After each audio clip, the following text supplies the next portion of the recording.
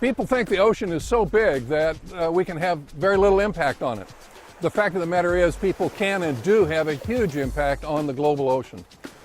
Most of that comes from the things that we put into it that weren't there, contamination of various kinds, plastic and chemicals, but also a large part of what we do to the ocean is taking things out of it, taking the largest animals, the largest plants out of it. And the effects of fishing on coastal ecosystems is profound. It alters the whole structure and the persistence of the system.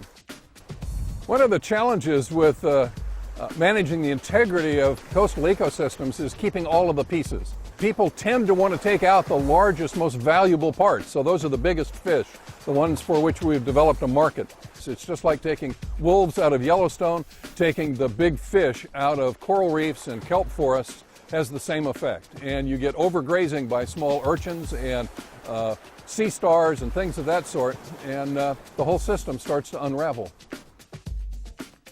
Keeping people engaged in taking care of the ocean is a real challenge because the resources are out of sight and out of mind. It's an alien environment, one in which they've had very little experience.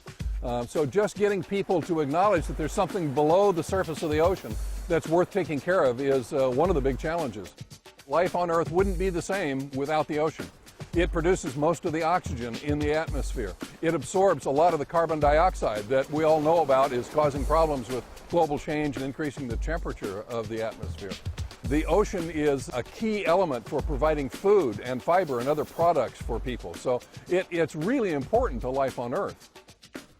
Plants and animals in the ocean don't wander the whole ocean. When you look at it from the surface, it's flat and blue and it goes everywhere and it doesn't look like it changes very much. But when you get down on the bottom or you get below the surface, then it all changes and you find out there are neighborhoods and communities. And some of the plants and animals live for very long periods of time. We have rockfish at Channel Islands National Park and in Glacier Bay that live over 100 years. Sea urchins that live 100, maybe 200 years. So we've got animals that exist in these places and don't wander more than a few hundred yards from where they settled as juveniles for their entire lives. The fishing inadvertently and indirectly has reduced the complexity and the productivity of this community from 1,000 species, an incredible productivity, down to 200 species and barren rocks.